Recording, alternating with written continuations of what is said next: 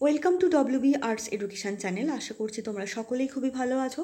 আজকে ষষ্ঠ শ্রেণীর ভূগোল বই থেকে তোমাদের দশম অধ্যায় অর্থাৎ আমাদের দেশ ভারত নামে যে অধ্যায়টি রয়েছে সেটা কিন্তু নিয়ে আমরা ধারাবাহিকভাবে বেশ কিছুদিন ধরে আলোচনা করছি। তো আজকে পৃষ্ঠা নম্বর 83 থেকে 86 নম্বর পৃষ্ঠা পর্যন্ত যত গুরুত্বপূর্ণ প্রশ্ন হতে পারে সেগুলো নিয়ে কিন্তু আজকের এই ভিডিওতে আলোচনা করা হবে। এখানে মূলত ভারতের মাটি সম্পর্কে আলোচনা করা হবে।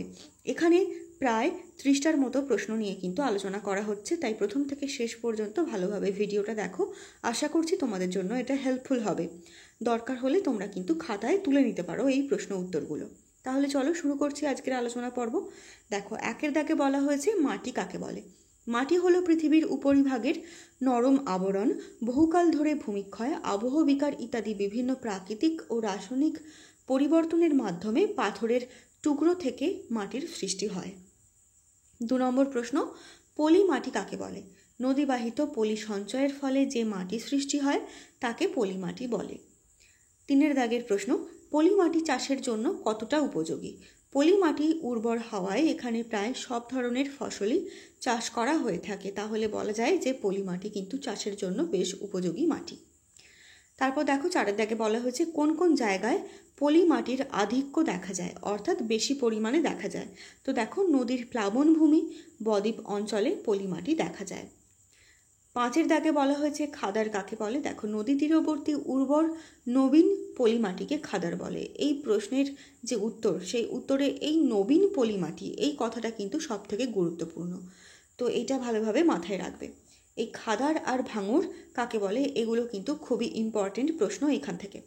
তারপর দেখো 6 দাগে বলা হয়েছে ভাঙ্গর কাকে বলে না খাদারের পশ্চাৎবর্তী। এর আগেই খাদার কাকে বলে জানলে, তো খাদার যে অঞ্চলে অবস্থান করে তার পশ্চাৎবর্তী অর্থাৎ পিছন দিকে অবস্থিত স্থানে প্রাচীন পলিমাটি গঠিত অঞ্চলকে বলা হয় ভাঙর। তো এই উত্তরের ক্ষেত্রে কিন্তু প্রাচীন পলিমাটি কথাটা কিন্তু গুরুত্বপূর্ণ। তাহলে খাদারের ক্ষেত্রে নবীন পলিমাটি এবং ভাঙরের ক্ষেত্রে প্রাচীন পলিমাটি অঞ্চলকে কিন্তু গুরুত্ব দিতে হবে। তারপর দেখো 7 দাগে বলা হয়েছে ভারতের কোন কোন রাজ্যে পলিমাটি দেখা যায়। ভারতের উত্তরপ্রদেশ, বিহার, পশ্চিমবঙ্গ, পাঞ্জাব, হরিয়ানা, আসামের একটা বড় অংশে পলিমাটি দেখা যায়। 8 দাগের প্রশ্ন, কালো মাটি কাকে বলে। ব্যাসল্ট শিলা গঠিত অঞ্চলে এই মাটি দেখা যায়। এই মাটির রং কালো হয় বলে এই মাটিকে কালো মাটি বলা হয়। 9 দাগের প্রশ্ন, কালো মাটি কোন অঞ্চলে দেখতে পাওয়া যায়। কালো মাটি ব্যাসল্ট শিলা গঠিত অঞ্চলে দেখতে পাওয়া যায়। 10 দাগের প্রশ্ন, কালো মাটির জল ধারণ ক্ষমতা কেমন। কালো মাটির জল ধারণ ক্ষমতা কিন্তু খুবই বেশি, আর এই মাটি খুব উর্বর প্রকৃতির হয়। তারপর দেখো 11 দাগে বলা হয়েছে কালো মাটিতে কি কি চাষ ভালো হয়। তো কালো মাটিতে তুলো, আখ, চীনা বাদামের চাষ কিন্তু খুব ভালো হয়। 12 দাগের প্রশ্নে বলা হয়েছে ভারতের কোন কোন রাজ্যে কালো মাটি দেখা যায়। ভারতের গুজরাট, মহারাষ্ট্র, মধ্যপ্রদেশের বেশিরভাগ অংশে এবং কর্ণাটক ও অন্ধ্রপ্রদেশের কিছু অংশে কালো মাটি দেখা যায়। 13 দাগে বলা হয়েছে লাল মাটি কাকে বলে। রূপান্তরিত শিলা বহু বছর ধরে চূর্ণ বিচূর্ণ হয়ে এই মাটি গঠিত হয়। এই মাটিতে লোহার পরিমাণ বেশি থাকে বলে এই মাটির রং লাল হয়, সেই কারণে এই মাটিকে লাল মাটি বলা হয়ে থাকে। তারপর দেখো 14 দাগে বলা হয়েছে লাল মাটিতে কি কি চাষ হয়। লাল মাটিতে রাগি, বাদাম, তামাক, ধান, ছোলা ইত্যাদির চাষ হয়ে থাকে। 15 দাগের প্রশ্ন, ভারতের কোন কোন রাজ্যে লাল মাটি দেখা যায়। ভারতের উড়িষ্যা, ছত্তিশগড়, ঝাড়খণ্ড, অন্ধ্রপ্রদেশ, কর্ণাটক, তামিলনাড়ু, কেরল, মণিপুর, মিজোরাম, ত্রিপুরা, নাগাল্যান্ড, অরুণাচল প্রদেশ এবং পশ্চিমবঙ্গের কিছু কিছু অংশে এই মাটি অর্থাৎ লাল মাটি দেখা যায়। তারপর 16 দাগে বলা হয়েছে ল্যাটেরাইট মাটি কাকে বলে। তো দেখো, এইখানে কিন্তু উত্তরটা দেখতে গিয়ে তোমাদের লাল রঙের জন্য লাল মাটি এবং ল্যাটেরাইট মাটি এই দুটো মাটির মধ্যে কিন্তু একটু গন্ডগোল হয়ে যেতে পারে, তবে মাথায় রাখবে লাল মাটি এবং ল্যাটেরাইট মাটি কিন্তু আলাদা। এর উত্তরটা তাহলে দেখে নেওয়া যাক। দেখো, খুব বেশি উষ্ণতা ও বৃষ্টিপাতযুক্ত অঞ্চলে যেখানে পর্যায়ক্রমে শুষ্ক ও আর্দ্র ঋতু দেখা যায় সেখানে কিন্তু ল্যাটেরাইট মৃত্তিকার সৃষ্টি হয়। এই মাটিতে লৌহ অক্সাইডের উপস্থিতির জন্য এই মাটির রং ইটের মতো গাঢ় লাল হয়। এই মাটি অনুর্বর প্রকৃতির হয়। 17 দাগের প্রশ্নে বলা হয়েছে ল্যাটেরাইট মৃত্তিকাতে কোন কোন চাষ ভালো হয়। তো এই মাটিতে চীনা বাদাম, জোয়ার, বাজরা, রাগি ভালো চাষ হয়। জোয়ার বাজরা রাগি অর্থাৎ মিলেট জাতীয় শস্যের চাষ কিন্তু এই মাটিতে ভালো হয়ে থাকে। তারপর 18 দাগের প্রশ্নে বলা হয়েছে ভারতের কোন কোন অংশে ল্যাটেরাইট মাটির বা মৃত্তিকার আধিক্য দেখা যায়। তো ছোটনাগপুর মালভূমি, পূর্বঘাট ও পশ্চিম ঘাট পর্বতের কিছু অংশে এবং মেঘালয় মালভূমির বেশিরভাগ অংশে ল্যাটেরাইট মাটি দেখা যায়। 19 দাগের প্রশ্নে বলা হয়েছে মরু অঞ্চলের মাটি কাকে বলে। দেখো, খুব কম বৃষ্টিপাত ও অত্যাধিক উষ্ণতাযুক্ত অঞ্চলে এই মাটি দেখা যায়। এই মাটির দানা মোটা ও ছিদ্রযুক্ত হয়, যার কারণে কিন্তু জল ধারণ ক্ষমতা অত্যন্ত কম হয়, আর সেই কারণেই এই মাটি অনুর্বর প্রকৃতির হয়ে থাকে। 20 দাগের প্রশ্নে বলা হয়েছে কোন মাটিতে লবণের পরিমাণ বেশি হয়। তো মরু অঞ্চলের মাটিতে লবণের পরিমাণ কিন্তু বেশি হয়। তোমাদের যদি আজকের এই আলোচনা পর্ব ভালো লেগে থাকে তাহলে কিন্তু অবশ্যই লাইক করো, কমেন্ট করো আর বন্ধুদের সঙ্গে শেয়ার করে দিও। আচ্ছা, তারপর দেখো 21 দাগের প্রশ্নে বলা হয়েছে মরু অঞ্চলের মাটিতে লবণের পরিমাণ বেশি হওয়ার কারণ কি। তো মরু অঞ্চলের মাটিতে অত্যাধিক বাষ্পীভবনের কারণে এই মাটিতে কিন্তু লবণের পরিমাণ বেশি হয়। 22 দাগের প্রশ্ন মরু অঞ্চলের মাটিতে কিসের চাষ ভালো হয়। মরু অঞ্চলের মাটিতে মিলেট জাতীয় শস্য অর্থাৎ জোয়ার বাজরা রাগির চাষ ভালো হয়। 23 দাগের প্রশ্ন ভারতের কোন অঞ্চলে মরু অঞ্চলের মাটি দেখা যায়। রাজস্থানের মরু অঞ্চলে এই ধরনের মাটি দেখা যায়। 24 দাগের প্রশ্ন পার্বত্য অঞ্চলের মাটি কাকে বলে না। প্রধানত আর্দ্র নাতিশীতোষ্ণ জলবায়ুযুক্ত অঞ্চলে এই ধরনের মাটি দেখা যায়। এই মাটিতে বেশি পরিমাণে জৈব পদার্থ থাকে। তারপর দেখো 25 দাগে বলা হয়েছে পার্বত্য অঞ্চলের মাটিতে কিসের চাষ ভালো হয়। তো পার্বত্য অঞ্চলের মাটিতে চা, কফি, বিভিন্ন ধরনের মশলার চাষ কিন্তু ভালো হয়ে থাকে।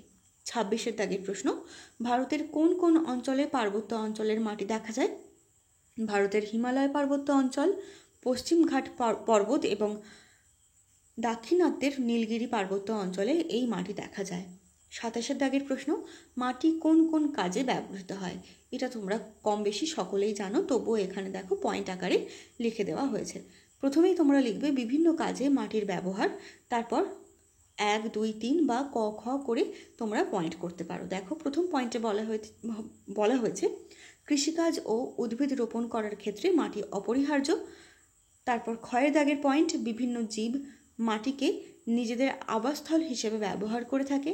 গয়ের দাগের যে পয়েন্ট সেখানে বলা হয়েছে পশুচারণের জন্য মাটি অপরিহার্য। ঘয়ের দাগের পয়েন্টে বলা হয়েছে বৃক্ষ ও বনভূমি সৃষ্টির জন্য মাটির প্রয়োজন হয়।